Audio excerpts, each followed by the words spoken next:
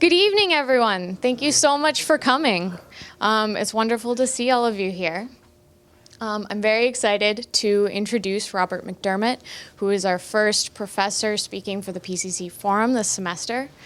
I can only give a brief glimpse of the amazing career that Robert has had, but I will try and capture a little of that for you before we get started. As many of you, I'm sure, know, Robert was the president of CIS for 9 years and is now is the chair of the PCC faculty and a beloved professor. And Robert, in many ways, I feel, is a true representative of the ideals of CIS. He has taught on philosophy and religion over the course of his career, drawing on thinkers from the East and the West, which is very much is really what CIS is about. He's drawn on thinkers such as William James and Ralph Waldo Emerson, Teilhard de Chardin, Martin Buber, Simone Weil, the Dalai Lama, Thich Nhat Hanh, Gandhi, and so many others. Probably some of his most important work is done with Sri Aurobindo and Rudolf Steiner. Robert wrote his master's on Henri Bergson, and then he wrote his PhD dissertation on Radhakrishnan, which he completed in 1969 at the Boston University. He went on to teach, well, not went on to teach, I should say. He was simultaneously teaching at Manhattanville College from 1964 to 71, and then went on to be the professor and chair of the Department of Philosophy at Baruch College from 71 to 90. He published the Essential Aurobindo, a compilation of Aurobindo's essays in 1974, and then the Essential Steiner in 1984. In 2009, he published an edited version, the New Essential Steiner, and the same year, an edited compilation, the Bhagavad Gita and the West. All of these have rich introductions that really bring the reader into these works and provide some really deep insights into and understanding into who these thinkers were. So, as I said, after he left Baruch College, Robert came to CIS to be the president for 9 years and really led the school through a period of rapid growth and transformation, bringing the school in many ways to where we are today, including, of course, this building. And then when he left the presidency, he came to join the faculty of PCC, and where he is the current chair. And as a professor, he definitely is really one who focuses on the students. He is a wonderful listener and advisor. He's able to challenge students to see deeper and with greater clarity and to connect individuals not only with persons but also ideas that will help them tap into some of their deep potentials. So he is really wonderful karmic worker in that way.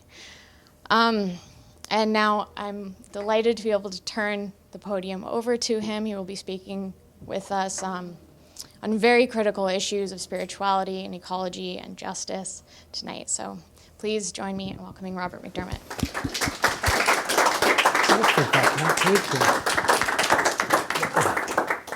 That's a great introduction. Thank you. I was thinking, cool. That's good. Thank you very much. I appreciate it. So, thank you for coming. We're off to a great start here. Last time was Sam, who knows more about this topic than I do. So I'm really glad you're here to complete. I'm the introducer, and you're the finisher-upper. So I was thinking about this talk, which is a new exploration, and it has lots of parts and threads and strands, and some of which are tied up pretty well, and some of which is sort of wandering.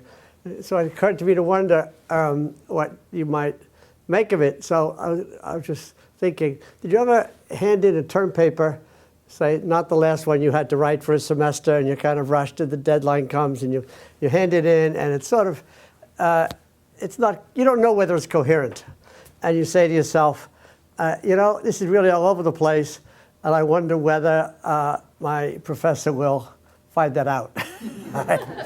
And then it comes back and it says, you know, dear Marcia, this is really all over the place. But did you ever hand in a paper exactly like that? And you say, it's sort of all over the place. And it comes back and your professor writes, dear Marcia, I'm really impressed by you've taken on this huge topic with so many strands and how you hold them all more or less together. But that's okay, because this is really great work for the future, and you'll probably turn it into a book and whatever else. So I don't know which you're going to say about this one, whether this is really all over the place, or whether you will say, wow, that guy's really holding on to a lot of threads, and that's really great, and I hope he doesn't drop any, and this is sort of a rich sort of canvas, but he just has a few more things to put in the corners, whatever. So, because I'm speaking about ecology because you have to. We all have to. So we all have to bring whatever we have to, not so much to the table, but to the workplace, to the job. So I, not wanting to sleep through the most important process in human history, I guess, certainly one of them, so not wanting to sleep, I thought to myself, well, what do I know that could be helpful, since knowledge is supposed to be helpful? And I mostly go after knowledge that I think will be helpful. So I think I must know something. So then I think, well, I know some religious thinkers, and I know some American philosophy, and I know a little bit about ethics. Not really a lot, weirdly enough, because it's strange that ethics is really my path to a large extent. Like some people are essentially psychological, other people are kind of mystical, some people are, sociological, political. But I'm really rooted in the ethical and the moral, but I almost never teach it, and I haven't really read that much of it. And yet, when I read it, I just say, yeah, I know that. It's like reading sociology. When I read, I always say, oh, of course I know that. It's not true of everything I read. Like I read epistemology, I say, not only don't I know that, I don't even think I know it now that I've read it.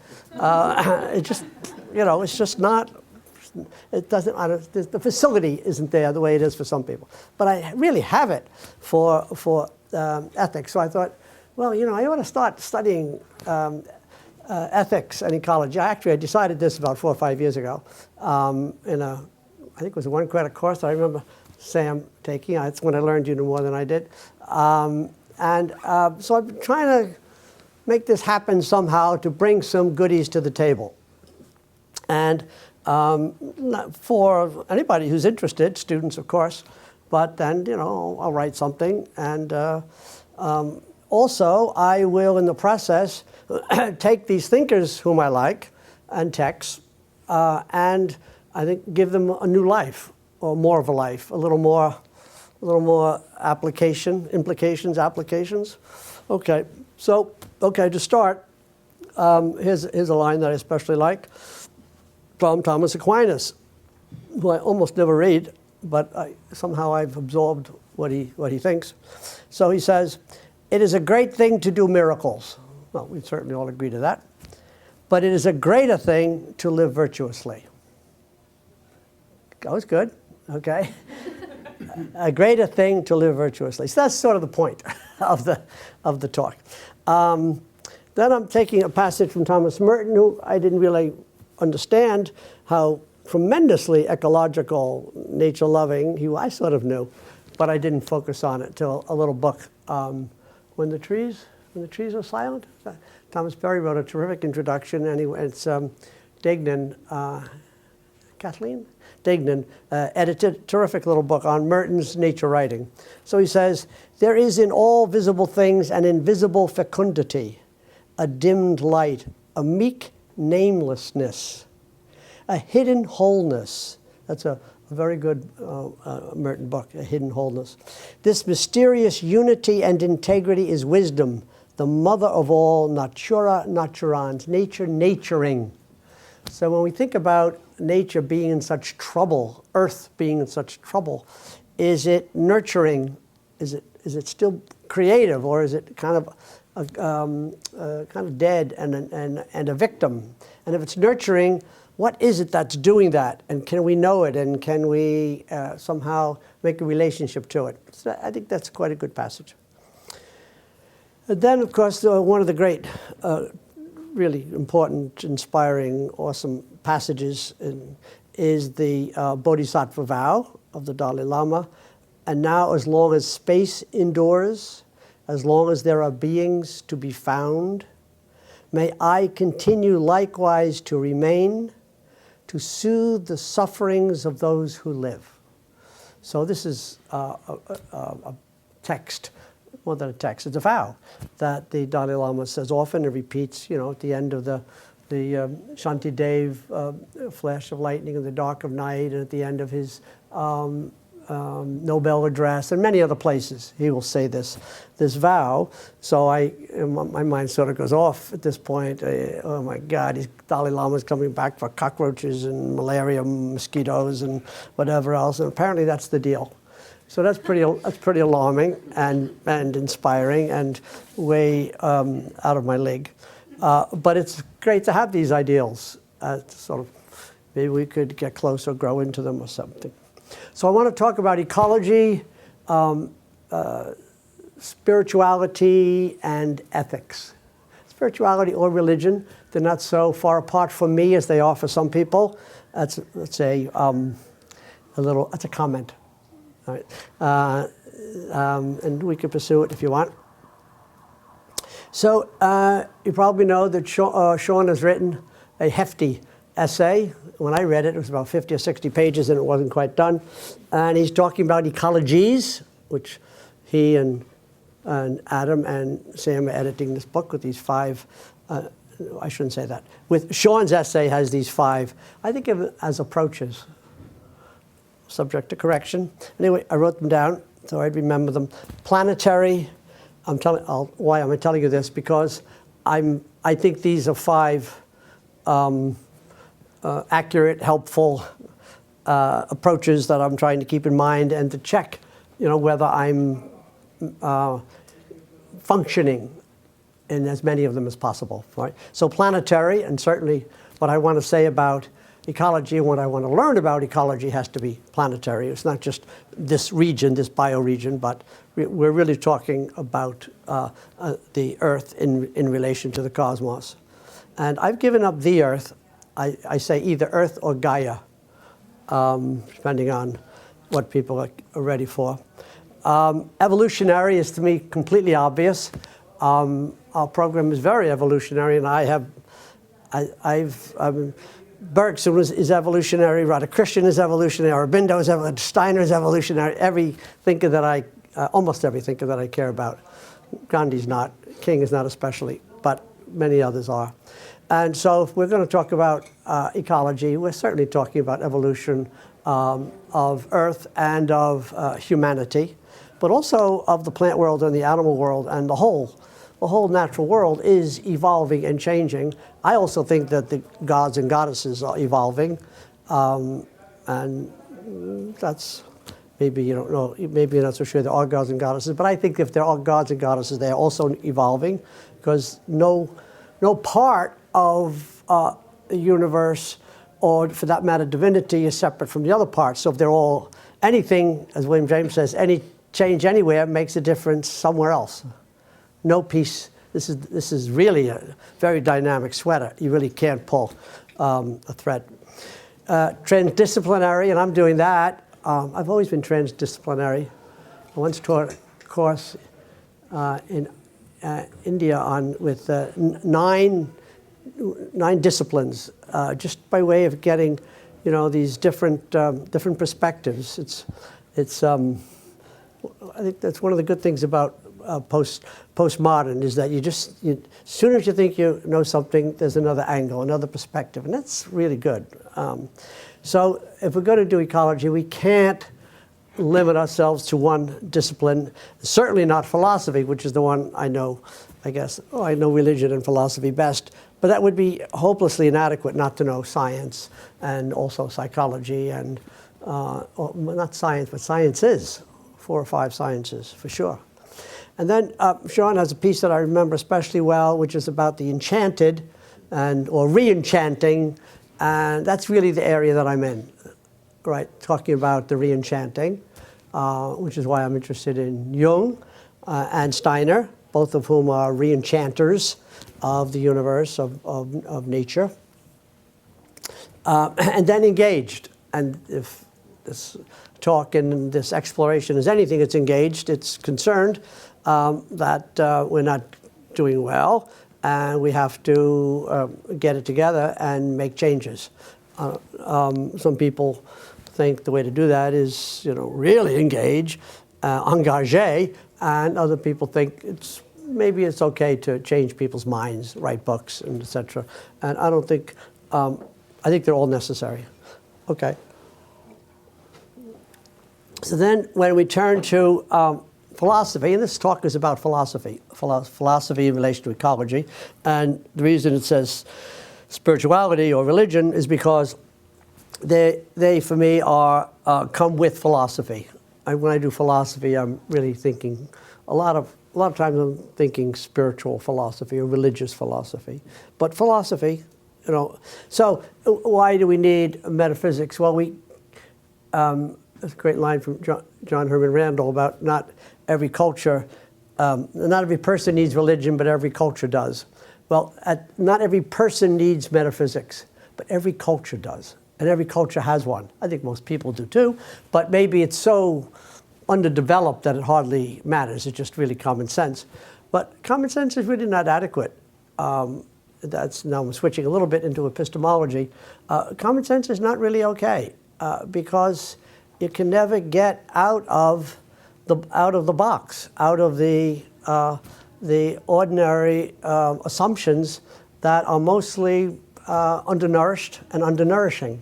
So if you're going to sort of lift your mind to another reality, to a higher reality, to what it is that's nurturing, the naturans part, not just the naturata. The naturata is the product, that which has been nurtured.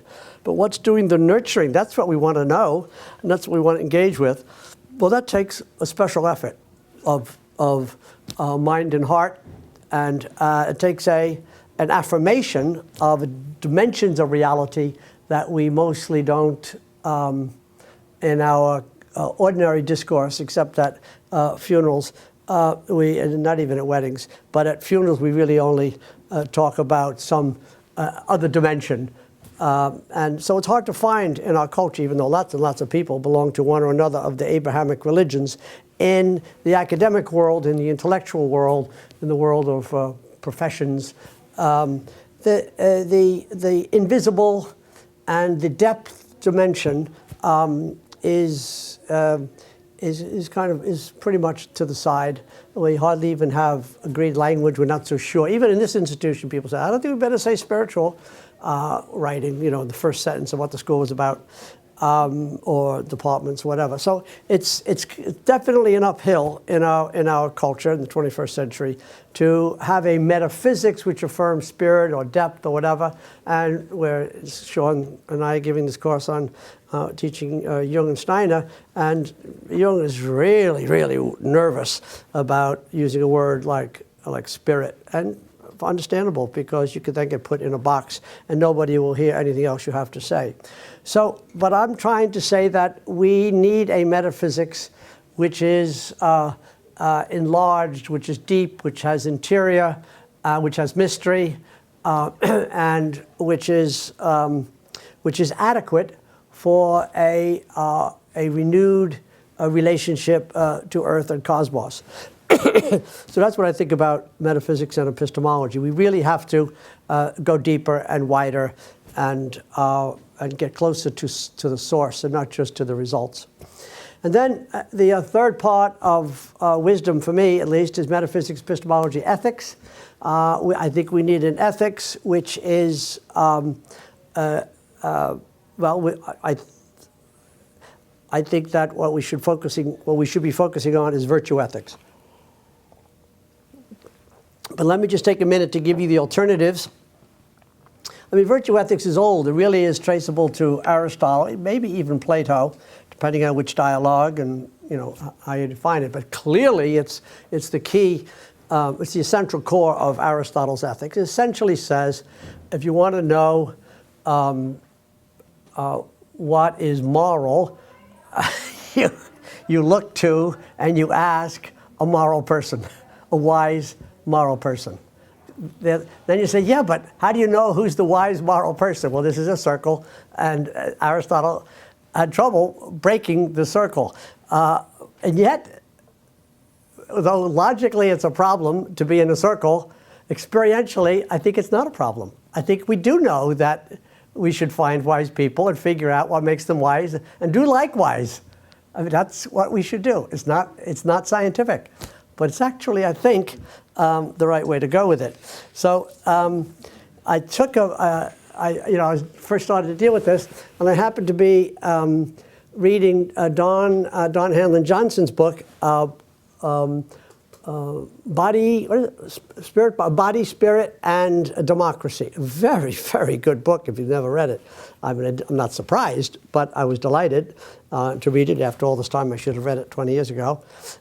So anyway, he is talking about this problem of virtue ethics. And he says, when Aristotle asked himself which of many possible reasons for any course of action was right, he gave a strange reply. The reason of the prudent person. He actually said prudent man because he was Aristotle and didn't know that women were in this business. Namely, the person of right reason. His reasoning was that ethical judgments are so complex that there cannot be a logical system for determining the goodness of any particular one. There aren't rules. People often say to me, what is your rule for? Or what is your principle for? And I always say, I don't have a principle for that. That's much too interesting, much too complex, too many exceptions. I don't have a single principle that I haven't had to qualify with something really important, whether it's about, marriage or relationships or education or anything interesting. It takes a person who has become practiced in wisdom and goodness to make right decisions. Aristotle was a very sensible person. He had a few things wrong, but this seems to me completely right. Now, Don Johnson, who at one point was deep in Catholic theology and spent the whole summer looking for an answer to certain ethical questions in Thomas Aquinas in Latin, came to this conclusion, saying Thomas interprets the so-called prudent man of Aristotle, the man of right reason, as the one who has learned to distinguish between ephemeral or socialized desires, the deeper neurotic drives, neurotic not being entirely negative, just sort of characteristic of or personality thing, and on the other hand, the more basic tendencies which exist in the region where the human heart longs for beauty, truth, unity, and goodness. That's really where the moral person lives. That's the core. And we all know enough people to know there are people whose character, using the right word, the right character involves love, truth, beauty, and justice instead of selfishness and foolishness and fear and demagoguery, etc. So when it comes to the illness, death, love, birth, the great moments, the great mysteries of life, we want that kind of person who has that kind of wisdom. And it usually has to do with a combination of the individual and the community together. The person that you're going to find who's wise is not a person who has no context. It's a person who has built up wisdom in relation to other people.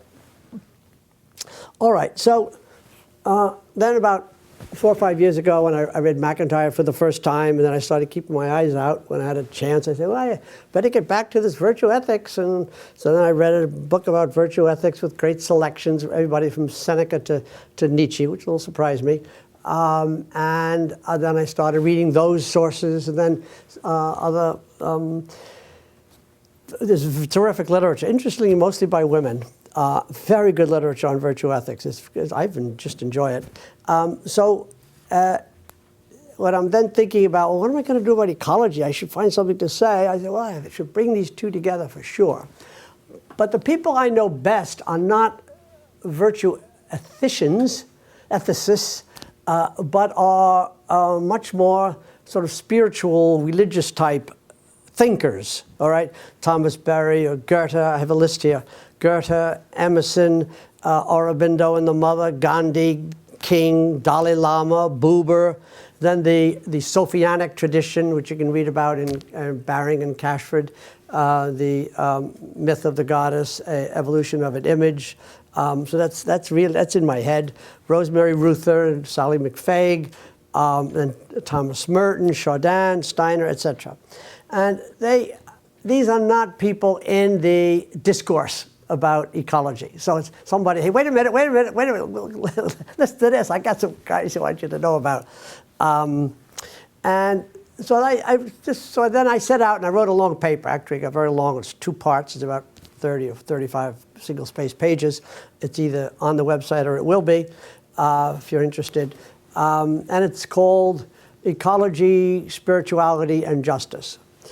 And in it, I had about a paragraph on Royce, who sort of, I never would answer the question, who is my favorite philosopher? You know, it's like, how can you choose between Bach, Mozart, Mahler, whatever? Well, you can't, or then you go Gershwin and Bernstein, etc. You can't do that. Or you can't do philosophy either. But I'm really getting this excitement and passion about Royce, I mean, whom I read a very long time ago. And even, I just, preparing for this, I went through some things I'd written, and there was my essay on Royce and Aurobindo in International Philosophical Quarterly in 1978. So I've touched in on Royce quite a few times. But lately I've been reading him more seriously, and later Royce much later, that I didn't know about. I didn't know about the Royce from 1912 till he died in 1916. When he was involved with Peirce, and he was having a big argument with William James. I mean, they're always arguing. But this time, Royce, it was mostly James who was beating up on Royce. But then, toward the end, Royce was saying, I think this pragmatism, your version of pragmatism is actually a little bit shallow. And he then started to, sort of do differently. So James died in 1910, and Royce then had about 5 or 6 years to write and really take off, and much, just really with a kind of a burst of creativity that's quite remarkable. So this is the Royce that I'm now learning about, and I'm very excited about it. So I said, well, these other people are really great, and it would be fun to write about all of them at length. I could write about Thomas Berry, Goethe, Emerson, etc. But I'm thinking, I really would like to bring a world-class philosopher into this. There are world-class philosophers, but I wanted to bring in somebody I knew and with whom I have an affinity, and clearly I have an affinity with Royce. Okay, so I think I'm not going to talk about, but these people that I just called out, Berry, Goethe, Emerson, Aurobindo, Gandhi, Dalai Lama, Buber, Sophia, the feminist theologians, Merton, Teilhard, Stein. I'm not going to talk about them, but if any of you want to ask or know more about it when we talk together, that'll be great. Let me turn now. I have some notes, points on Royce that I want to, it's just what I had planned to do, half on sort of ethics, philosophy, approach, little orientation, and the second half now I want to do on Royce as I call it a probable, Royce's probable reply to ecological devastation. And Royce didn't hide. Royce was really upset about the Turkish Holocaust of the Armenians in 1916. He was born in Grass Valley. He was certainly very, very familiar with the European colonial American Holocaust of Native people. He had a terrific eye for injustice, and for justice, since they come together. And that's, by the way, a Roycean point, that you don't get to justice except through injustice. And you don't get to goodness except through evil, which is, I just gave you the whole deal. Okay, so I want to talk first about the ethics and then about, in a purely philosophical ethics, virtue ethics way. And then I want to sort of lift the level without losing the first level and talk about it in more religious terms. But I would like to argue that the ethics does not depend on the religious perspective. In other words, I'm happy to make the case for Royce's ethics by itself. And then there's a line where I think, okay, if that's all you want, that's great, take it because it's terrific, it's as good as anybody else. I said, but then I'll say, but if you want more, let me tell you about the religious part, which I happen to like as well, but not instead, and not as a replacement. Okay. So the key idea, which I just like a lot, I hope I can infect you with this idea, is very simple. It's loyalty to loyalty. Okay, so it's not just loyalty, because lots of people are loyal who are not very nice. So lots of Nazis were loyal, lots of the Ku Klux Klan is loyal, lots of gang members are loyal, lots of people are loyal to their profession, loyal to their ideology, positivists are loyal, idealists are loyal, Christians and Muslim are loyal, but they may not have the kind of loyalty, they may not act on the kind of loyalty that is safe for us or for other people. So Royce is not just advocating loyalty, he is advocating a loyalty to a cause which is affirmative of the loyalty to loyalty of others. All right, we're there?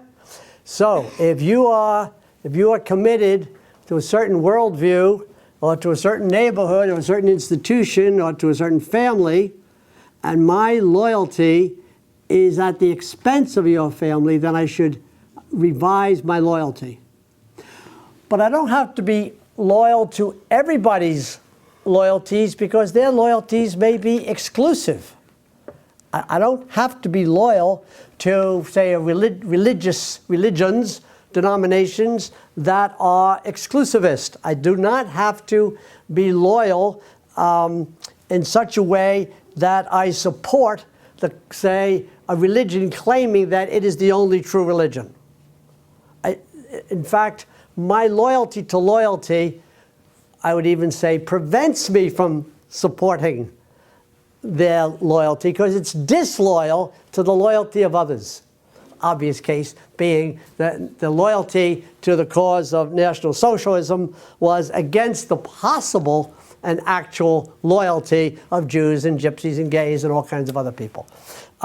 So try to keep in mind, you can see how this ripples out. So you always have to know who are you disadvantaging or dissing in your loyalty. All right? So he wants us to be loyal to causes which affirm the rightful loyalties of others, rightful being loyal not just to their cause, but to a cause which is compatible with the loyalties of others, with the rightful. So you have to keep going. Okay. And Royce did this really very, very well. Now, Royce's whole philosophy is, I think, quite a wonderful blending of individuality and community. Now, lots of you know this. It's sort of the opening line of the William James Josiah Royce dialogue, which went on for 30 years, and is one of the great dialogues in the history of philosophy. I mean, they live next to each other, back to back on Auburn Street in Cambridge for 30 years. And James Royce being 17 years younger than 17? 17? I can't stop to do that. But it's either 13 or 17 years younger than, half a generation younger than James. And it started out, James was, was already established. I mean, he brought Royce there to Harvard. But after a while, Royce was, I think, intellectually his equal. And so there really got to be quite a strong dialogue. And lots of people are fascinated. If you're interested in one, you get to be interested in the other because this is great back and forth. Anyway, the quick line is that James, who is the most sociable and charming, I mean, Whitehead called him an adorable genius. I mean, he's the most totally charming, privileged person in 4 languages with connections all over the world and just fabulously sophisticated.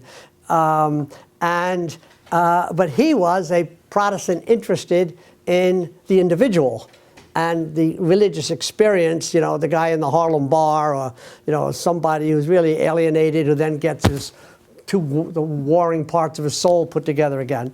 So he's a totally social, charming genius, interested in individuality, and Royce, who is most of his life quite socially awkward. I mean, he was physically awkward. He had this big forehead and kind of baldy and a few red hairs sticking out, and he just wasn't. He couldn't stop talking. Somebody said that for Royce, lecturing is the easiest form of breathing.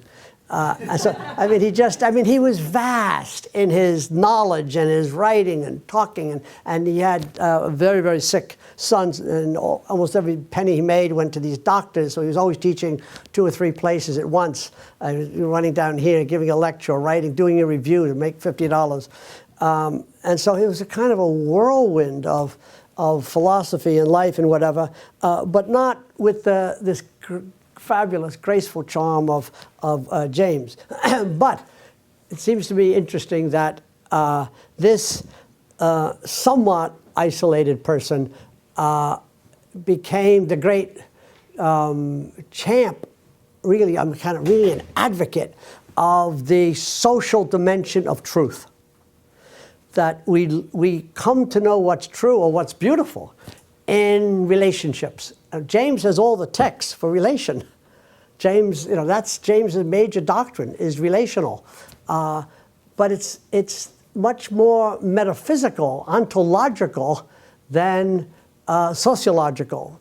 James, truth is you're this individual making this breakthrough. For Royce, it's when we talk together, and when I literally, when I feel your pain, then we are both real. So it's a very powerful community emphasis. Now, the other idea that's kind of mistaken is that James is a pragmatist, but that Royce wasn't. But Royce and Peirce both were pragmatists of a slightly different variety from James. It's James who wrote the book in 1907 that everybody quoted thereafter, which redefines truth and meaning and kind of brilliantly. But Royce found it not very adequate in terms of the deeper dimensions of reality and of knowledge. And so what he says that his pragmatism says that it's sort of like James, but a little different, that the truth of an idea is what the idea is aspiring toward. And that is true of myself as a person as well. My truth is what I am aspiring toward, what I need, and what the universe expects of me. What is distinctive or rather unique about me or about an idea that cannot, that if it were removed, there would be a diminishment. So it's what is unique, that is irreplaceable. That is the truth of the idea and the truth of my being, that I orient myself and make a contribution which the world doesn't have and needs. All right? So now you put that into ecology and we ask, what does Earth need? What does the time need? Well, Royce was very concerned with the time. He was kind of a Hegelian. He was concerned with, and also a Christian, he was concerned with the redeeming of the time. What is the task of the time? He never uses the word karma, but that seems to me that's what he's talking about. Maybe that's why I like him, because I like karma. Okay, so let me turn now to the religious language of sort of the same idea. So Royce, the religion and the philosophy really are woven together very, very intimately. It's not, he doesn't write one book that's ethics and there's nothing in there of a spiritual dimension or vice versa. He's really a religious philosopher. So he has 7 sources of religious insight. And I'll go through each one and say something about why I think they're important and why I think they're helpful for another dimension of our ecological concern and our attempt to bring about a better approach to ecology. So the first one is that truth and meaning, I think we would even say salvation, whatever he or we might mean by that, is rooted in our individual devotion to causes, our individual devotion to whatever we're trying to bring about. It can be a love affair, it can be a family, it can be a career, it can be a book, it can be a film, it can be an idea, it can be a picture, it can be a song, whatever it is that we're striving to bring into existence as a result of our unique relationship to the world and to human beings and to nature. The world, I meant the whole realm of value, I guess you would say. So if it's impersonal, Royce says, it's not going very far. It has to be rooted in the passion of a person. All right, that's what we bring to the community. And the next, you should guess this, the next source of religious insight is the community itself, which is made up of striving persons. He's sort of earnest. You might say, oh, Royce, relax a little bit. But he doesn't. He's very earnest and very hardworking and moral and trying to be a good guy. And so he's really devoted to the community. He was devoted to Harvard. He was devoted to his department and was very, very sad when new people came in and basically did in this amazing department. Really, 5 of the great philosophers of, certainly of the early 20th century. And then Munsterberg came in and he just didn't give a damn for what James or Royce were doing. And how did they let that happen? So Royce, he's devoted to his sad stories about the family because his son Christopher was probably schizophrenic. There was some unclarity about the diagnosis, but he had to put him, he really was sort of in bad shape and violent and dysfunctional or whatever. It got worse and worse, and he had to put him in an institution, and then he died at age 21. And so there are letters from Royce to James and said, Roy, I just about hit rock bottom. That this is a lost cause, which is one of Royce's important categories, is the suffering that comes with lost causes and what can be done. So he was devoted. There's another great story about how his other son was chair of the music department and how they couldn't get a fund because they weren't at Middlebury. And they weren't a certain wrong category or whatever else. And Royce did all this research and wrote legal doctrine, documents, and basically won the case. He always could be counted on to show up and sort of set the table and be a good guy. Then the next source of religious insight is reason. He says we learn what we need to know by thinking. by thinking patiently, carefully, by being honest in our thinking. And he's really a model of, he doesn't take any shortcuts. You maybe wish he would sometimes, a little bit sort of Aurobindo-like with these long sentences. Not just long sentences, but some long books. The World and the Individual, which was a gift for lectures, if you can believe it, goes 2 volumes, about 350 pages each, and they're supposed to be lectures. But I mean, you can't even read them in one sitting, let alone hear them in one sitting, because he's thorough. He wants to get it right, and he keeps revising and improving. So he really is devoted to knowledge. This is not a know-nothing religious thinker. His philosophy is really a spiritual discipline. It's quite admirable how he stays at it, and his separation from, a little too strong, his sort of frustration and slight unhappiness with James really had to do with his conviction that James was kind of, using a Jamesian phrase, playing fast and loose. It's a little bit too clever, a little bit too, just, James is a great lecturer, a great writer. I mean, we all love reading James, he's wonderful. And there's old Royce sort of being careful. But it was not edifying for Royce that James could be a little too clever,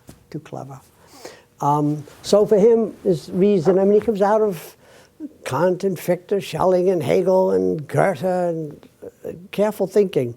Also Emerson, and of course, James and Peirce. He was a very close friend of Peirce, and who, you may not know this, but Peirce could not get a job because Peirce is probably bipolar, but he certainly was unhealthy and destructive. He had this genius father and a genius brother, and he was a genius, and it was all terrible. And James and Royce both were very generous, and he was not easy to be nice to. You really could say, wait a minute, I don't need this. But they didn't. They really stuck with him. And to the great benefit of everyone, because Peirce's works, which, if they all were to be published, 80,000 pages would be 400 volumes. I know, but no books.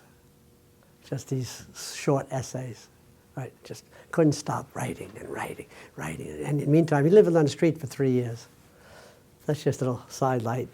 But Royce was loyal to him. Royce was always loyal. Okay, so, and then the next one is will, the volitional element, that religion or the source of religious insight. Now I don't want to keep boring you with the same point, but I want to remind you that when I'm talking about these sources of religious insight, I'm not saying it, but I'm hoping you're saying to yourself, this is for the purpose of helping an ecological perspective. I'll do the full sentence now. If you want to develop an adequate ecological perspective and be helpful with respect to offsetting ecological devastation, then individual, social, reason, and volition, will. You really have to, you can't sleep it through, you have to show up. You have to commit and stay committed.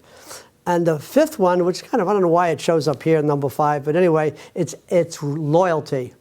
That as soon as you have these other elements, the individual, the community, and you're reasonable, and you're ready to activate, what should you do? You should be loyal to causes that are worthy of you. What causes need to be served? Not which ones are fun, but which causes, it's very objective. It's an attempt to be objective. Which causes need to be served? Okay, and then another source of religious insight, and I'm going to say it, a source of religious insight with respect to ecology is sorrow, the reality of sorrow. I tend to think the reality of sacrifice, but Royce is a little different. He says the reality of sorrow.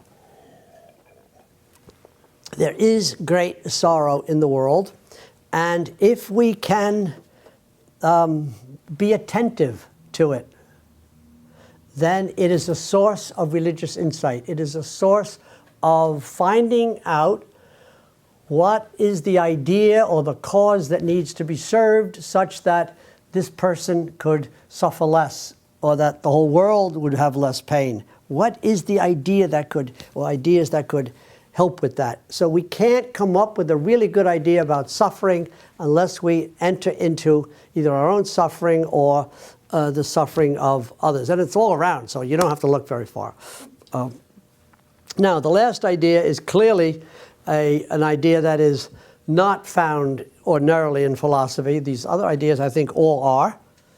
You don't need any special epistemology or metaphysics to enter into those 6 topics. The last one is unusual. I think it can be done philosophically, but it's clearly a religious idea, and that is atonement. Atonement. So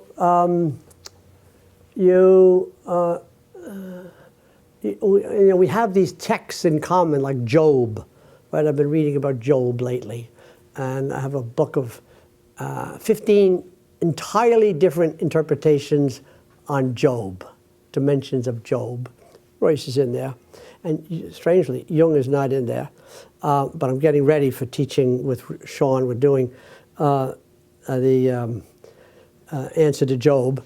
So that's a text. What do you do about Job, right? God's not too edifying. Basically makes a bet with Satan and basically gives Job to Satan, and Job has horrible suffering, and he loses everything, and he has physical suffering, and it's a horror. And then in the end, he confronts God, and God says, "Oh, well, I mean, who are you? I don't remember seeing you when I created the world. Where were you? Do you actually know what's going on?"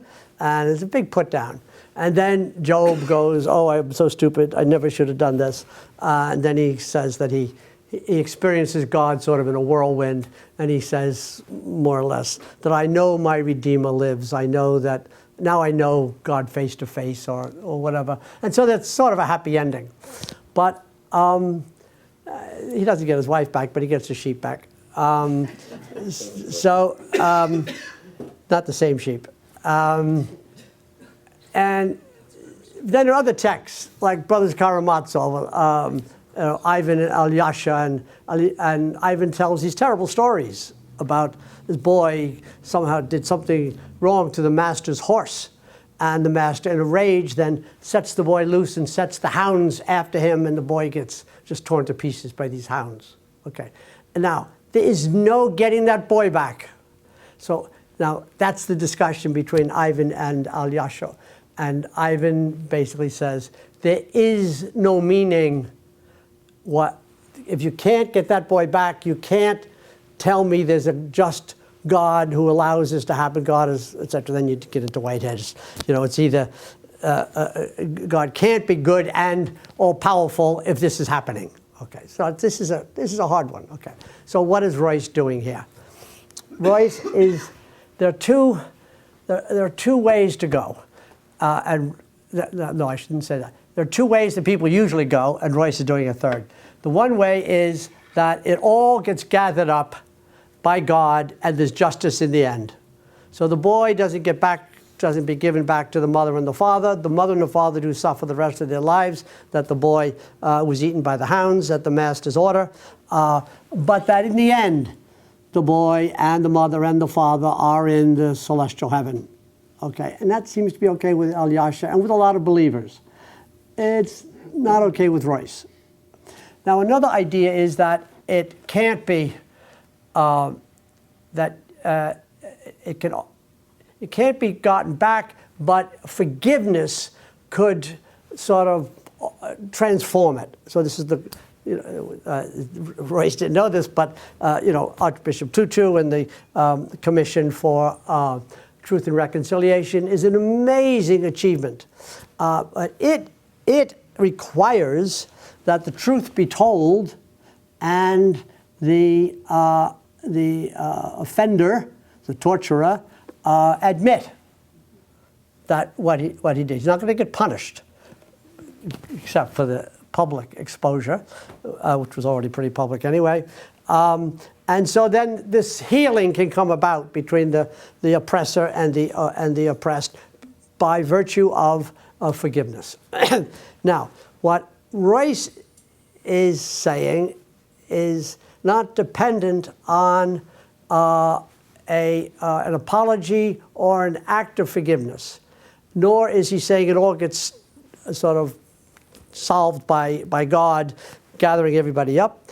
He says that within the human community, but like everything he says, all the way down and all the way up, all right, so this is not just happening on one level, it's happening on all levels. There is a process, more than a process, it's an achievement, it's a breakthrough called atonement. That is to say that the evil deed and the suffering does not go away or get diminished. It lasts, it endures. It is always what it was. But it can also be taken up and made the necessary ingredient or stepping stone or force even for a higher insight or act of love or reconciliation, which does not diminish it in its terms, but lifts us as the victims and those of us who are suffering on behalf of those who suffered. It's not forgiveness.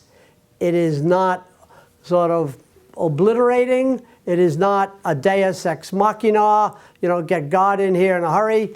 It is saying that our work as human beings is to live through suffering in such a way as to make it the opportunity for our transformation, our growth, our insight, and greater love.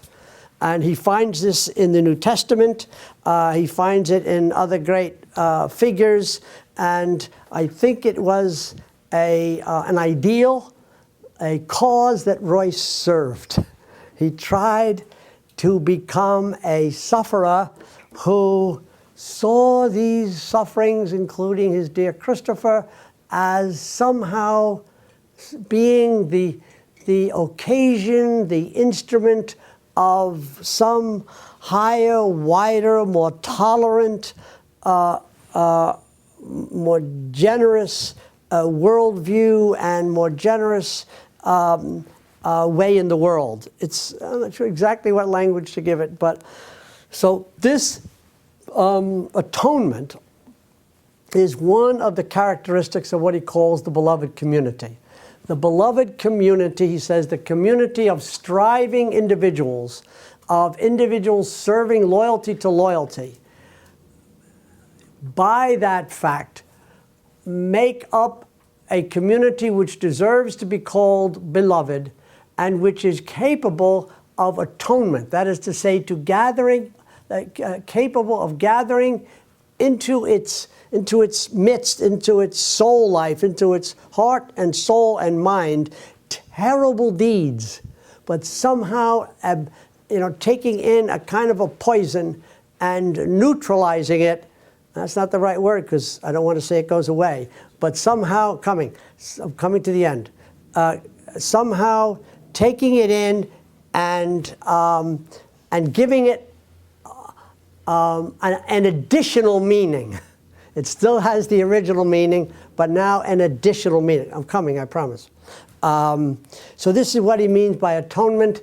It's a deeply Christian virtue. He thinks it is at the core of what he calls the Logos spirit, the Christ being in human life and in history.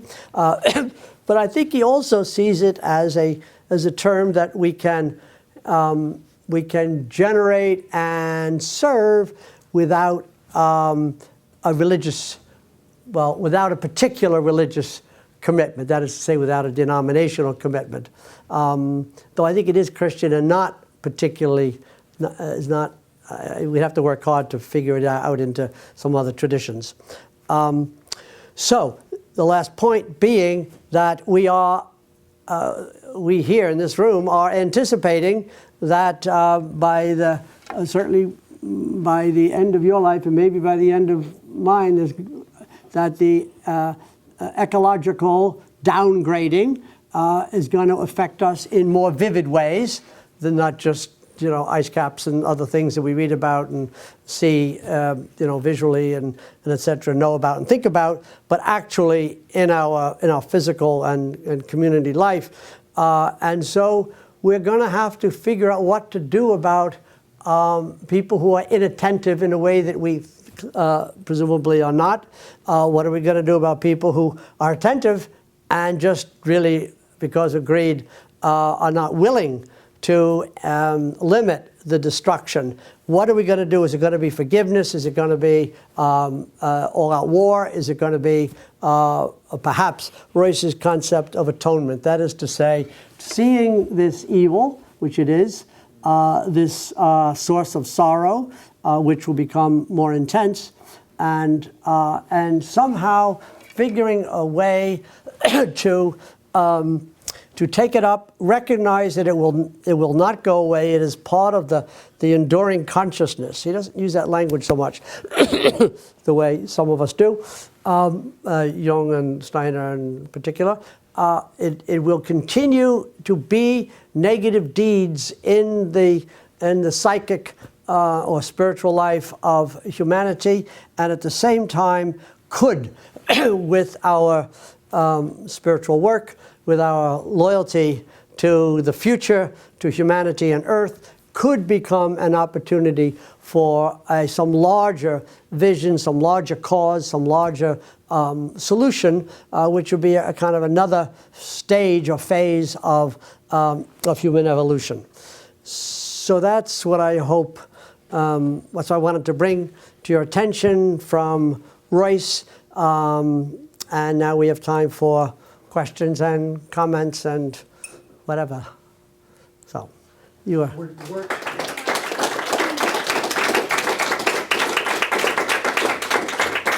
occurred to me was transmutation. Transmutation is good. Yeah. Yeah, that'd be a good word. Right. So I like the way you ended it. You brought it home pretty well at the end. Okay. After being lost in the forest for a while. Good. So you like atonement? Yes, That's like. I like that way, that perspective of like not forgiveness, but the atonement.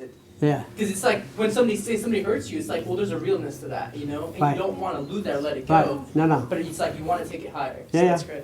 Yeah, I'm with you. All right. Lydia, are you just the microphone holder? No, I'm going to talk. Okay, let's go. So I read a story this week because of something in the Hindu tradition about where the moon is this Saturday, the full moon is, and I don't know all the names. They're very long and they're very complicated in that tradition. But was it something about where the moon was leading to the telling of this story about Kali Yuga. So like Kali Yuga is supposed to be the cycle of where we are right now and a lot of death. And what this particular story was saying was talking about Bhakti in the time of Kali Yuga, which I guess is devotion. And you made me think of it, and I thought that it was a timely synchronicity for me to hear your talk and read that story, because it was talking about how, and this is the time where Bhakti just gets thrown to the rocks and gets lost and gets trampled on, and everywhere you look, devotion seems to be blasphemized, and it's this time of reclaiming Bhakti, reclaiming devotion, reclaiming what you might find yourself devoted to. So you made me think of that when you were talking about causes and you were talking about virtue, and then also that the depth of that emptiness was the lowest point during this time from which we called to God to help us. And in that way, it opens us up to the vast hunger and thirst that we have to know God and know the divine. So I don't know, you made me think of that. And when it comes to virtue and devotion, what do we devote ourselves to? And you're talking about loyalty, that I can be loyal to something that allows you to have your loyalty. I really appreciated that. Good. Yeah. Some people think that if there wasn't a lot of suffering, there would be no religion because religion is compensatory. But it doesn't seem to be true. Some people don't suffer a whole lot, just absolutely enchanted with divinity and gods and goddesses and worship and etc. And lots of people who do suffer don't turn to religion, they just get really nasty. Or they just suffer without a whole lot of meaning. And they just, that's the way of metaphors for that. You know, well, that's the card you dealt, and it's not fair, but here we go. And so there's lots of different reactions. I haven't found any easy relationship between suffering and belief of a particular kind. It seems like there's exceptions, a lot of exceptions. But anyway, the Kali Yuga, one of the difficulties with the Kali Yuga idea is that there doesn't seem to be a lot of agreement as to when it's ending. Yeah, there's not a lot of agreement. Right, not now, no. Right, okay, yes, yeah. Thank you very much. It was wonderful, and I appreciate all the insight you bring. I guess I have strong moral beliefs, and something that I find difficult to deal with is how do I move past the duality of good and evil? Because I feel like moving forward to a planetary system and a universal belief system, that we're going to need to move past these dualities. And I just wanted to know what you thought about that. Yeah, some people really hold fast to a duality of good and evil all the way up. I mean, I think Jung is pretty close to that. I mean, answer to Job, that he's really saying that God is split, is good and evil. That's as high as you can get, and it goes all the way down. And other people are more inclined to say that evil, this is the Augustinian view, it's called privatio boni, privation of good. So evil is not really real. It's just the good hasn't quite happened. You know, like the Best Marigold Hotel, the guy keeps saying it's in India, everything works out in the end, and if it's not working out, it's not the end. So eventually, all the stuff that appears to be bad is going to be seen to be good, right? But the gathering up. This is too Pollyanna for Royce. He thinks that the bad stuff is really bad, and it doesn't help at all to say, no, it's really good in disguise. But he does say that it could have another purpose. Transmutation is good here. It could have we can give it another purpose without diminishing it. So then there's a whole question about how high up do you want to go with this? So Steiner, for example, has two tempters who he says are not evil, because he doesn't have evil going all the way up, and they're pretty high. But he says they represent good ideas or good causes at the wrong time, and so they don't work out. So the example that I often think about is the Soviet Revolution. Some of the ideas, let's say in Marx's 1844 economic and philosophical manuscripts, are very good ideas, way better than capitalism, no question. But it wasn't, at least to me, seems pretty clear that people are not able, large groups of people are not able to implement them. And a lot of other ideas, like communes, say in the 19th century in New England, tremendous number of communes, but they all failed. People weren't able to live the ideals of the commune. So these two tempters, Steiner says, are really good at whispering, saying, psst, why don't you try this? Well, we're not ready for that. Or that's an old idea, going back and trying to live a shamanic life. You know, this is Wilber's pre-trans fallacy. We shouldn't be trying to live a shamanic life when we're in a modern Western technological society. So maybe those things that have an evil or very bad result aren't so much bad in themselves as the timing is off. So there's lots of ways to deal with this. I mean, lots of books on evil and evil beings, and also something that's not evil, but it's a mistake. So anyway, I mean, you're onto a great question, and one of the things you might do is look for how often it happens and how subtle and kind of clever and tricky it is that some really bad deeds bring about some good result indirectly, which doesn't justify the bad deeds, but it does complexify the situation. Other questions? Becca, and then Josh. I like that you had to speak on evil here anyway, which is what one of the proposed topics was for this talk. So I guess Oh, right. we'll have to have that for another time. Yeah. So it came up anyway. It was meant to happen. Bay and things about evil and suffering. I'm in my dark. I'm sure this has something or other.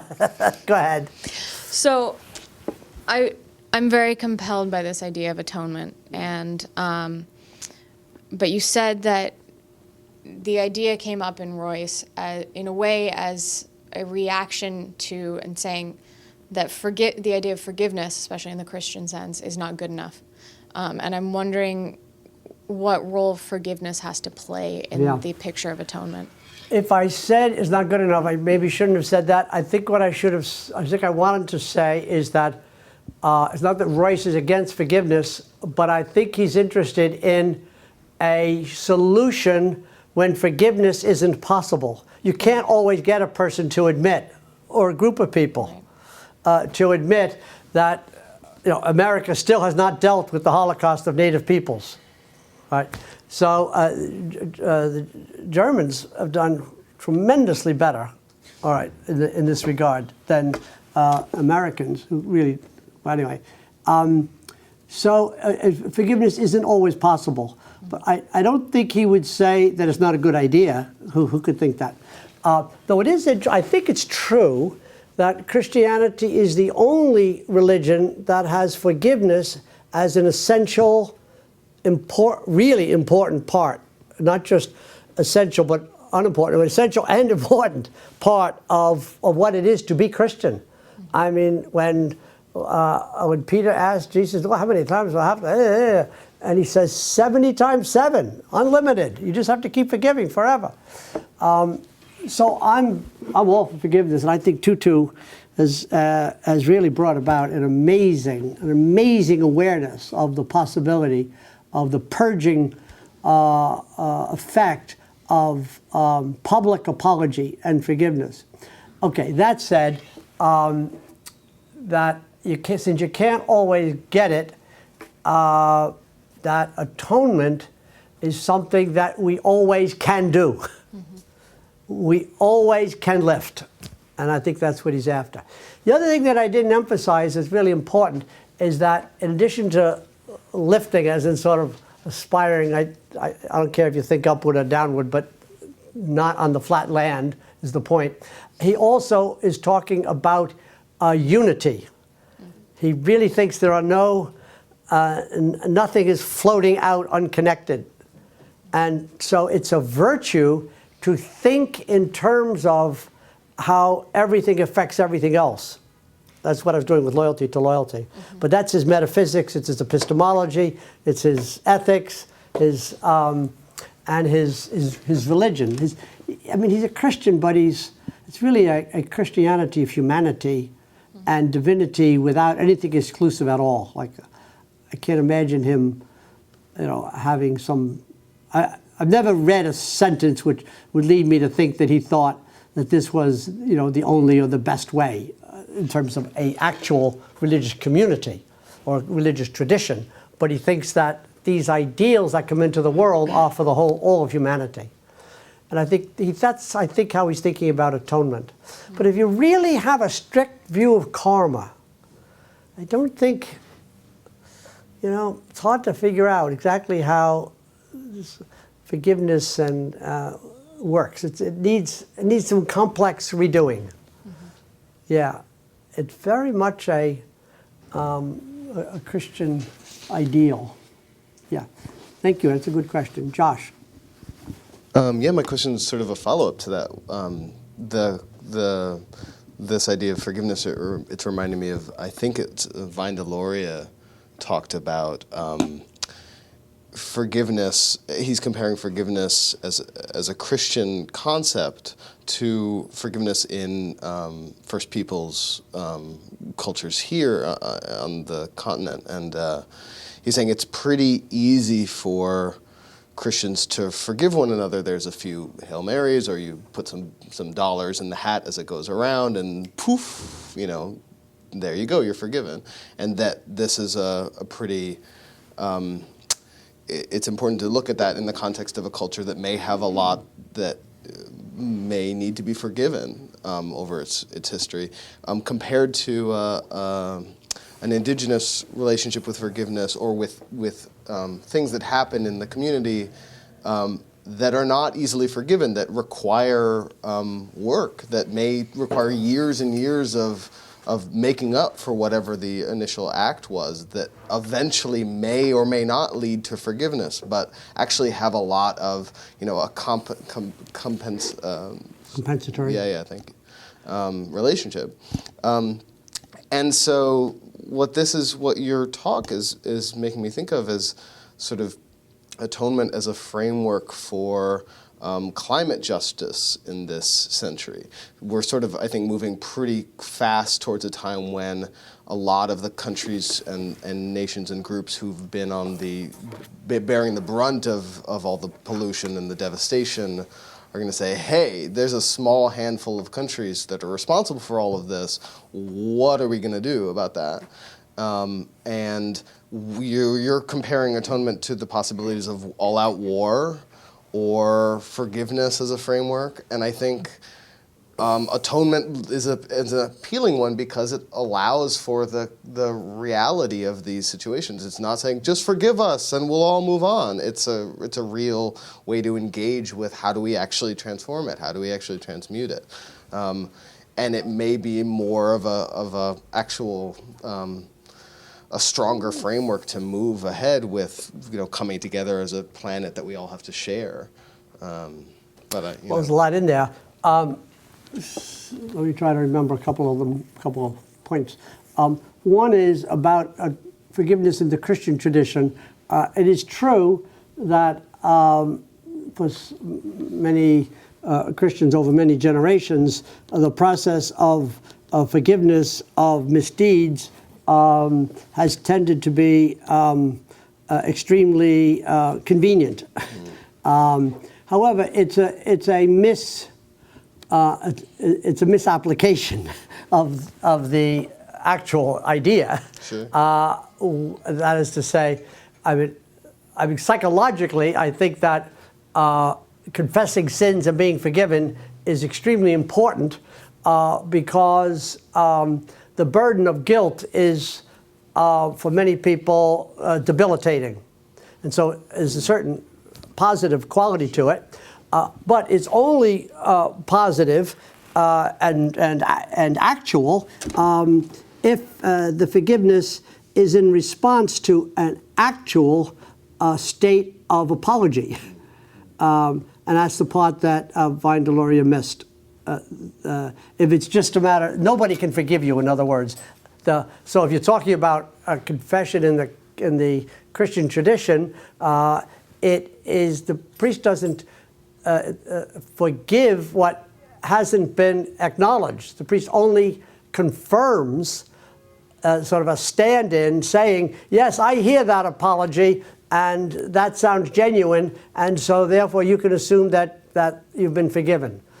But nobody can forgive what you haven't acknowledged. And that's true in the Tutu, Truth and Reconciliation as well. You can't be forgiven what you don't admit. very interesting, psychologically interesting. Yeah. Yes. And then wait for the microphone. When true forgiveness happens, the perpetrator is redeemed, and the forgiver is liberated, and there can be the first recognition of one another and awareness that they're now both in the same place, and then the healing can happen. Right. That's very clear in the Truth and Reconciliation work, is that both parties are liberated, one from rage and the other one from guilt.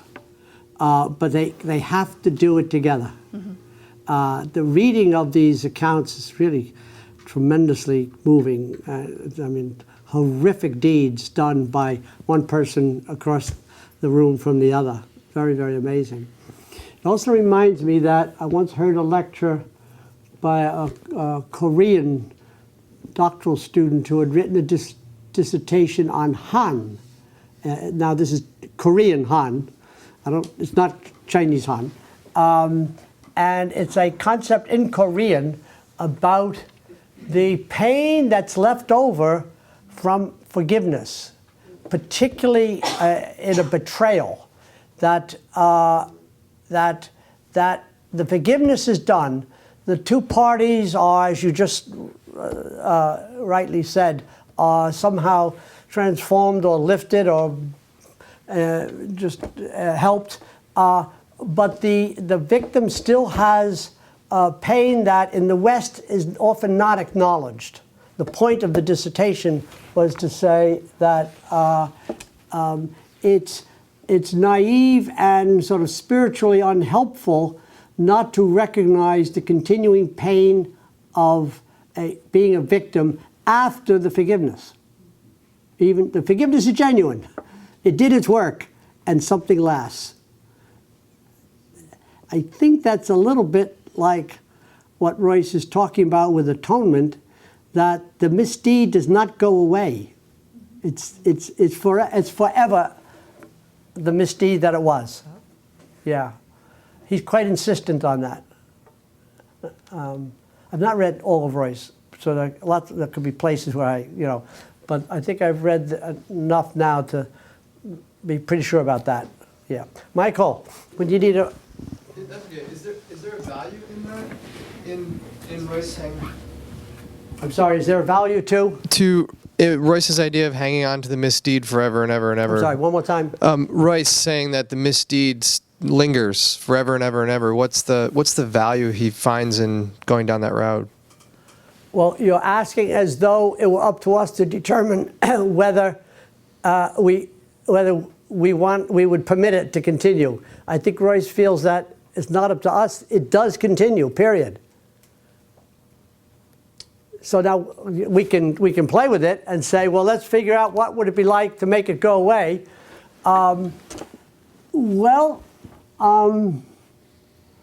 It certainly would take some of the reality out of the effects of misdeeds.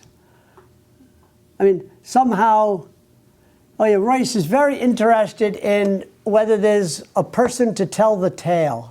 Do you ever notice how in lots of these mythic films and novels and etc., there's one person who's able to tell the next? Well, that's very important because it guarantees that the cause that was served, though it was lost at the time, can return because the ideas are still alive in somebody.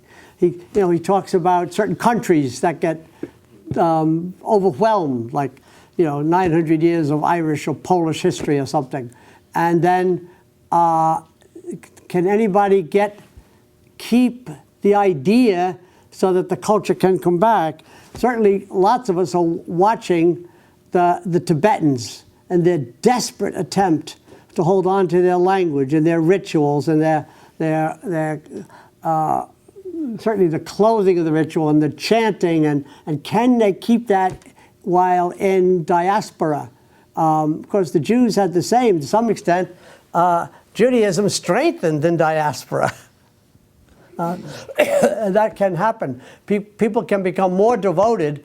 When I was growing up, I knew people who were more devoted to Ireland, not having been there for 40 years, than they were when they were home. And they continued to call it home, even though they were probably never going back. Now, that's true of all immigrant groups. People kind of fantasize, and etc. So one of the tremendous sort of facts about genocide is that it's not just the killing of those individual people, it's the killing of the paideia, the ideals of the culture. And that's what the Dalai Lama keeps talking about. They're killing our language and all the values that the language expresses.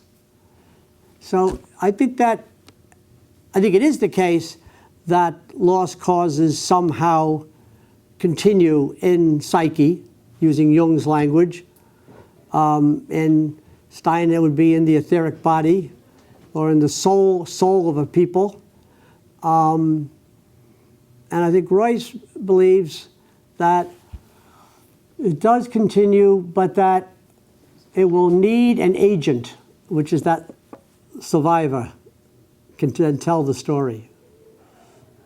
Some of it's mythic, but it sounds like there's some historical or literal reality to it. I'm not buying it. I just feel like, I don't want to belabor this so we can move on, but it just feels like it's a very entrenched way of looking at things. Like there's not a relationship between forgiveness and atonement that can actually deal with a misdeed in order to cause some kind of forward motion, but instead saying misdeed is just forever there feels like an entrenchment of that particular pathway. I think it would be an entrenchment if you can't do anything about it, but you can lift it. You can use it as an instrument of your own larger, more generous and loving response, without denying that it happened or that it's real and that it has some staying power. Buying. Say buying, Michael. Next. That was good. Rand and yeah, Matt and Josh had one too. Yeah. You know, a lot of Christians think that the Bible says forgive and forget. It doesn't say and forget. No. Yeah, you can never forget. I mean, and I think we talked about transmutation. I think that happens in stages.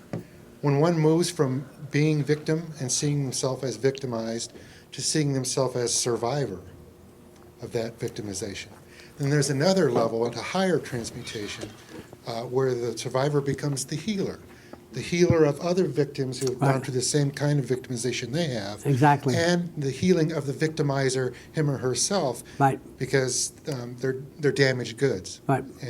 But you can never forget, Michael, the misdeed, because you can never hold on to that transmutation if you do.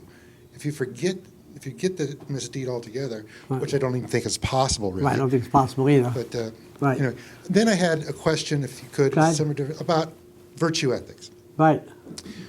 I haven't read a whole lot about environmental or ecological virtue ethics. Right. What does that look like? What makes it an ecological or environmental ethic a virtue ethic? You know, because virtue ethics is about character. Right. And so are you just saying that, are we just adding to saying that I will treat the environment, well as a character, and that solves the... Right. Right. Well, Sam knows more about this than I do, but I'll say what I put in the essay that is it not on the two-part essay is not on the website? I'm not sure if it is or not because there were a series of revisions. And I don't know. Okay. Well, it will be soon. And what I'm trying to do with virtue ethics, and what I tried to do in the essay, which is either is or will be on the website, is say that when we're looking for who can help with this impending disaster, long-term horrific situation, my answer is the people who have the moral quality, the character, to be moved by the woman who has to walk 5 miles for water in Africa, the person who has to, who's the islands that are about to be submerged, et cetera, the people who can be moved by that and do something different as a result are people with character. That is to say, they're capable of compassion, of empathy, of imagination. Right? So lots of times we hear a catastrophe, but Haiti, okay? But we really can't picture it, or we don't take the time, the effort to picture, well, what is it like to live in one of those shelters? They just had another revisit, right? Well, they're already open to the sky, and out down it comes, and the mud gets mixed with the sanitation, and but we only give it 30 seconds of thought, or we might see a video or something or other, but then we forget. But a person of high character, like Martin Luther King, suffers the poverty and the injustice between, in, say, certain communities. Not that he started out with the suffering of blacks, but then his compassion recognized more suffering. Then he saw the compassion of the people that the United States government was bombing, and then he saw it, et cetera, et cetera, et cetera. Now, he didn't quite become a St. Francis, but he was only 38. So he would have kept suffering and enlarging and deepening and et cetera, or Gandhi. So I'm thinking that these are people who, when we present them with ecological suffering, will be alarmed, will be active, will have the proper imagination, and will inspire other people. So, I don't know. Sam, what do you think? You know so much. Don't hide it. I want to respond to something. Okay. So yeah, I've been teaching environmental ethics for like 4 years now and doing a lot of research, and it turns out there's just not much being done on virtue ethics. Like there's a handful of books. It's surprisingly a small amount. Right. And part of that is if we're following the wise people of the day, but all of our traditions are too patriarchal or too anthropocentric, then the wise people of the day are precisely who we don't want to follow, right? So that's a kind of problem. It's become so contested what wisdom is, so not least because we're in a very multicultural society. So Korean virtues and Christian virtues, it's too complex. So yeah, I'm not sure. I personally like virtue ethics applied to the environment a lot. It's just such a difficult thing to get people to agree on who the wise people are and what it looks like. And so I'm curious if are you trying to propose a virtue ethics to the exclusion of utilitarian and deontological ethics? Or are you just doing a more pluralistic thing and saying we need the virtue as well? Yeah, right. Or how about this? I think for me, virtue ethics is the home base. But I think that Kantian rule ethics is sometimes really helpful. So I'm in a situation where I'd like to do a shortcut. I'd like to do something that's improper, all right? And am I treating this person as an it instead of, that's boomer language, but it's actually the categorical imperative, in a way that I would not want to be treated, and am I treating them only as a means? And could I imagine a third party, a wise and rational person doing what I'm about to do? No, I can't actually. It's not quite as silly as what would Jesus do, but some contemporary kind of person. So I think the Kantian ethics is really very helpful in situations, not so much as a way of life.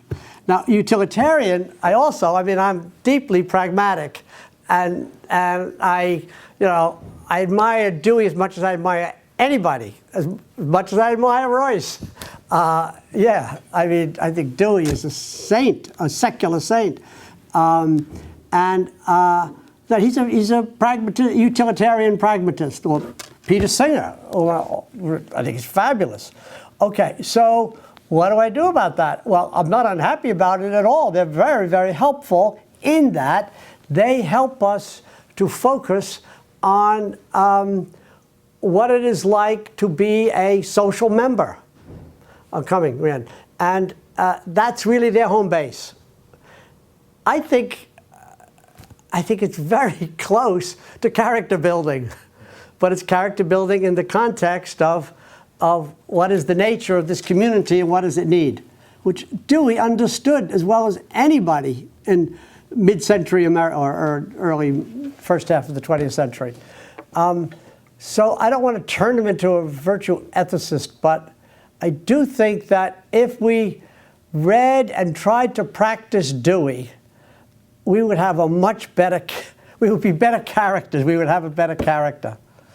And because I never read in Dewey anything shabby or shortcut or selfish, or he always, always, always is making a recommendation which would leave the rest of us free and enhanced, especially the children. He saves the children day in and day out and gets beat up for it. You mean human children? Human children. And so, yeah, so by community, you're talking about human community. Dewey is a humanist. He is not on the front lines for the polar bears. But he had lots of battles to fight, and he fought them heroically. So I'm not willing to take anything away from him. But we now need new people. Yeah. So Thomas Berry, what kind of an ethicist is he? It's a good question. See, it seems like he's a pretty pluralistic ethicist, right? Yeah. Like the fourfold wisdom, right, where we're drawing on sciences, philosophies, right, as well as indigenous traditions, right, as well as the wisdom of women. Right. So we'd have a different, like a real feminist ethics, right, coming out of Berry. Right. Very pluralistic and non-systematic. Yeah. And maybe not totally coherent. Yeah, to his credit. Okay. Yeah. That was good, Sam. Adam wants to get in. I just wanted to say quickly that it seems like while you could maybe say you're for deontological ethics or utilitarian ethics, I don't think too many people say, I am a virtue ethicist because I'm the great moral person you should all follow. And so it seems like you're saying that Dewey is this utilitarian, pragmatic guy, but for you, he's the example of a virtue ethicist, when what he's practicing is utilitarian ethics or whatever. That's good. So there's a little bit of a twist here with what Sam is saying is like, well, who are these virtuous people? Right. And who are the good ones, and who are we supposed to follow? In my mind, sort of the weird thing, even in my sort of weird, cynical, kind of 1990s mindset, is that I still think that people are basically good. Most people are basically trying to do good things for each other and that kind of thing, and they're destroying the world by basically being what they think of as good people. And so that's where this problem of well, who are the good people becomes more complicated, because we don't actually know what kind of people we need to become in order to be planetary citizens, So, but there's something interesting there between you're not actually self-identifying ever as a virtue ethicist. You're doing, okay, whatever you think is good, and then somebody else says. I want to jump in with a distinction, see if this helps getting us together. There's two different things. A virtue ethicist could be a total slob and immoral and useless and horrible, but is trying to build a moral character. And believes that that's what we should be doing. A person could fail terribly. Another person could know or care nothing about virtue ethics, but could be a wonderfully moral person, perhaps even without any effort. Okay, so I want to distinguish between a way of understanding morality and the process of being moral. John Dewey, I think, is a fabulously moral person, and therefore I take him as an example of a person with a good character who would be useful for my ethics, for my virtue ethics. Namely, I want to know what a moral person would do in the situation. I could think about Kant, I could think about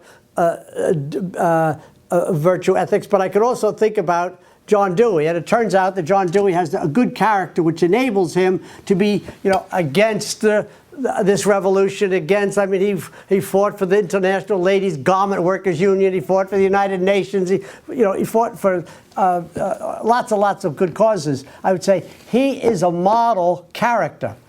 He happened not to think about ethics the way I do, but I don't think we'd have a big disagreement if we could talk it through. All right. But the other thing I wanted to do something else that you hit on. Now it's gone, is it? Oh, I get it back. But yeah, I'm sorry. It might be gone. It'll come back. Okay, Rand. But thank you, Adam. Just first regarding Thomas Berry, in my estimation, it's all about flourishing, which often comes into the virtue ethic, but also part of the utilitarian. I mean, it's sort of the good end. It's the community that's fully realized, and so I think that's where I would put him. Mm-hmm. It's been said that the virtue ethics is an ethics of being more than an ethics of doing. That's about being a certain way, and there I think that's part of its problem, is that it decides, well, we're going to be courageous, we're going to be wise, we're going to be truthful, we're going to be all these things, but we sometimes choose in our moral response what's going to make me have greater character. So the emphasis is still on my own being, not on the relationship I may or may not have with other people, other moral agents. I'm not so happy with his characterization of virtue ethics as being and not doing. I think the emphasis should be on effort. It's trying to build a character by the accumulation of deeds, thoughts and deeds. It's not quiescent at all, I don't think, which is why I like Dewey so much. Well, that is part of the rap on virtue ethics. Well, to quote my good friend Michael, I'm not buying it. Now I had one last thing, and what was it? Yeah, I'm still trying to remember what I wanted to say to Adam. Okay. Okay, somebody else. Matt was trying to get it. Somebody else. Matt. I have a question, but before I get to that, just a comment about this discussion. It seems to me that there are problems with our civilization that exist on a structural level, right, in terms of the way the institutional inertia, I guess, that we just inherit from the past, and you can have that inertia is such that you can have the most virtuous person in the world as the CEO of whatever company, or even as the President of the United States, and their character as an individual doesn't necessarily translate into structural changes, because even whether it's a virtuous individual or even a virtuous community, there seems to be work that needs to take place at this structural level in terms of how we do economics, how we distribute goods and services, and it's not that virtuous individuals and communities isn't going to help us move there, but I don't think it's necessary but not sufficient. Okay, that's good. And now I remembered, you triggered what I wanted to get back to with you, Adam, namely, were those not so admirable people not so admirable because of faulty character or because they have a faulty worldview? And I often distinguish something like somebody is very apologetic for something they did, and I feel terrible, terrible, terrible. I sometimes say, let it go. This is a mistake. It's not a character flaw. It's just you made the wrong call. It's not important. This is not something you have to work on, etc. Well, I think that joining that comment was actually a question to you, was how were you thinking about these people?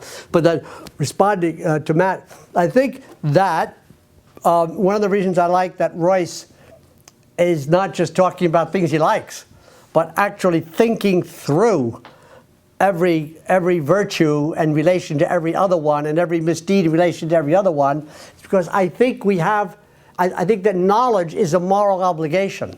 So that if we inherit and act on the commitments of an extremely faulty culture, then it's not okay to say, oh, I'm just doing what everybody else does, seeing how much money I can make. All right? Well, that's not an okay value for a culture, and you should have thought through how your participation in that culture is an immoral commitment. You don't need that much money, and it's not the meaning of life, and you should have known that when you spent the last 30 years, 40, whatever, just making money. So I think Royce is right to think through which causes are worthy of our commitment. That's key, to choose well. And of course, in our culture, as we all know, the major commitment of the culture is money. The business of America is business. So nobody should be surprised when there's greed on Wall Street. Right, but I don't, anyway. So it is a highly materialistic culture. And if a person is going to be a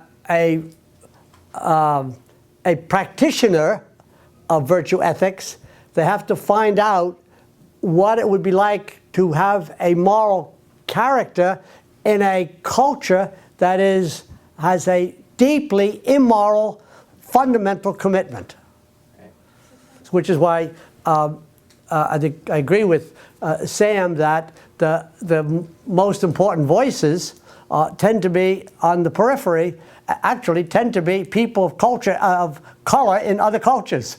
Mostly, if you look at the Nobel, right? They're almost all people of color in other cultures, right? And it's a great book that I mean, you all know that, but you might not have thought about Seamus Heaney's book on the tongues of the people talking about injustice, or another way to think about it is this wonderful book and a wonderful phrase, speaking truth to power. Well, those are the moral people in our world, are people who are exposing injustice. Now, and if you're a professor, you can do it with tenure and get a good salary for it. But there are people in cultures for whom speaking truth is life-threatening. So those seem like the really, truly moral people of our time. Seems like. I want to do one other thing with that. Causes and lost causes. Okay. I've got. Who has not asked a question? Because we're running out of time. Josh has one. Do your phone though. Okay, I had a follow-up. Okay. Could we open a window? It's a little hot, yeah. Is that Michelle? Is that? That's great. Just even one would do it, but two is even better. Okay. So, midway through your talk, you mentioned that there's a way in which you can't get to goodness without evil. Yeah, emerging. either an individual or in general. Right. That's Royce's point. Right. Right. And it makes me think about, we only notice things that aren't normal when we notice what changes, right? We don't notice things that Right. are always sort of the background normalcy. Exactly.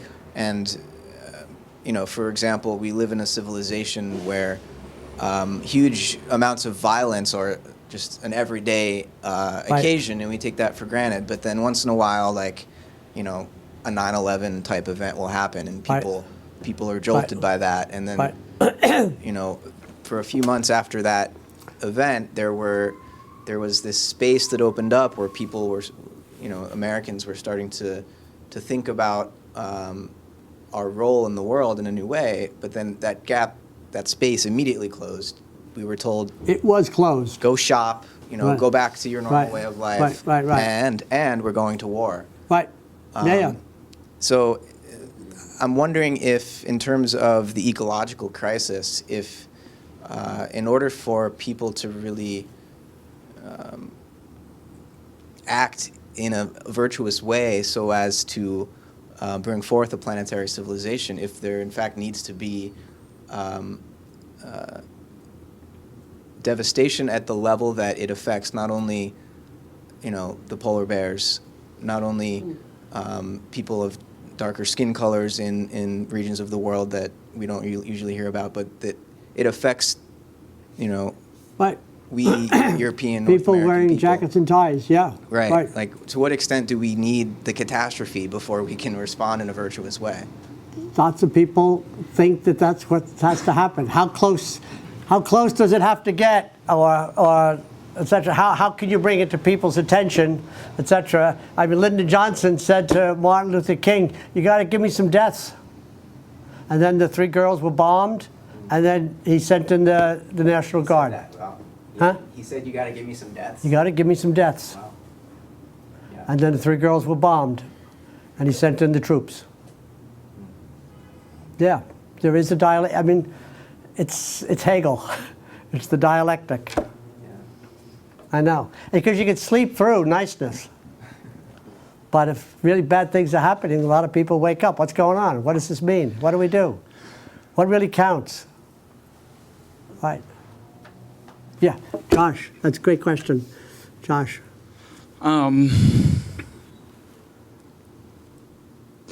One perspective that I'm starting to take more and more, I have a whole bunch of thoughts, but I'm going to try to just narrow in a few different things, and some of it following off of what Matt just said. But one perspective that I'm taking on more and more, we talk about the apocalypse, and I talk about it with different people in a whole bunch of different ways, but one idea was thrown out that, okay, when's the apocalypse going to happen? Well, what if it already has happened?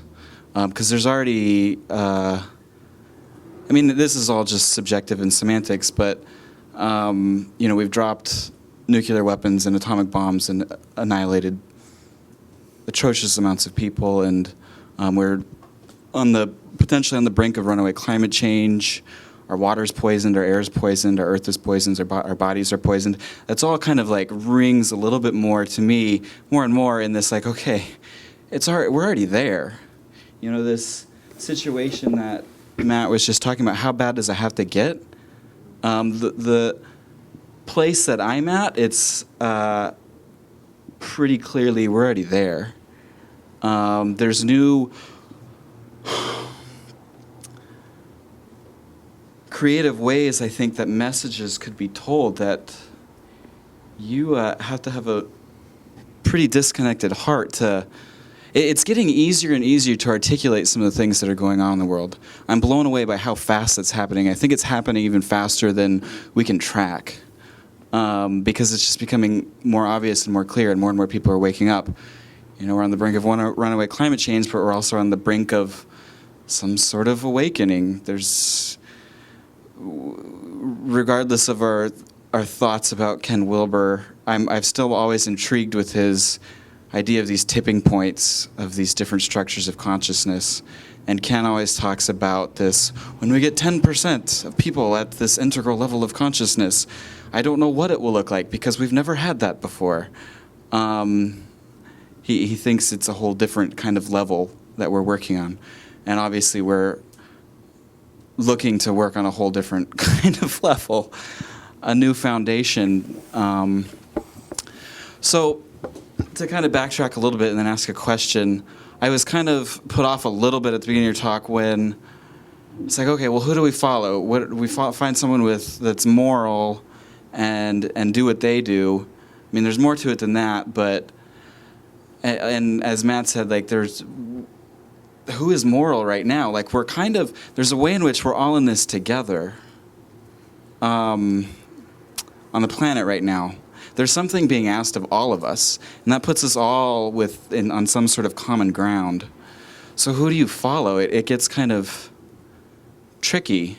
Who is part of this Earth community? Well, there's a way in which no one is yet, and I find that interesting, and I wonder about the implications. And so I want to ask the question about creativity, to bring that in, and wondering about how creativity fits into this. One thing that is more and more clear to me is that if we're going to move forward, if we're going to move forward successfully, we have to draw upon the creativity of our species. And essentially, like a flower blooms, the creativity on this planet also will bloom.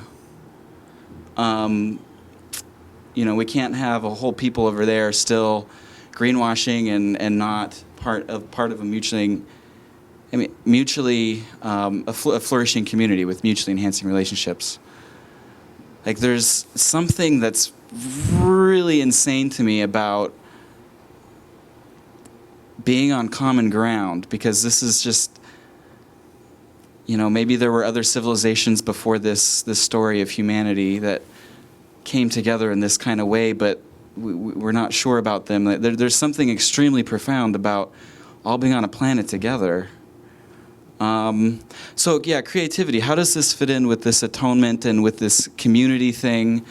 And might creativity be something, because we're not necessarily looking to follow what someone else is doing, but we're looking to find their own creativity and find relationships that enhance our own creativity and the creativity of the other. So I'm wondering if you have any thoughts about how creativity might fit into what you've talked about. I could try. There's a lot in there, as you know, in what you've said. So it's clear that there's a terrible process underway with respect to Gaia or Earth, and many people are in denial.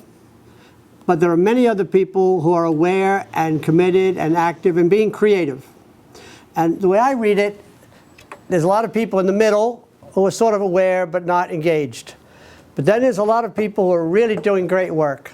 I'm thinking of Paul Hawkins' Blessed Unrest, where he's talking about thousands of enlightened, creative endeavors. Truly thousands. He says it's the largest movement in the history of the world. Probably true. So amazing community building, creative, enlightened activities in response to a terrible process of deterioration. And it's a race. Whether the creative, committed communities can be effective against the people who are either ignorant for no cause of their own or ignorant willfully. So there's lots of responses. And also, we're not completely consistent. We might respond creatively in one way and be dull in another. We might be generous in one way and scared in another. So a lot of things going on at the same time, not only in communities, but even in individuals. But I think in terms of the overall that you're talking about, I think we want to try to keep track of all the amazingly positive responses to very negative developments. And it is this kind of dialectic. As things get worse, some groups of people get more generous, more creative, more heroic, and better at atonement, if that's, and of course it's good because there's more and more need for it. So you finished with a good question, which gave me a chance to give whatever I have by way of a summation statement. So thank you. So thank you all for coming.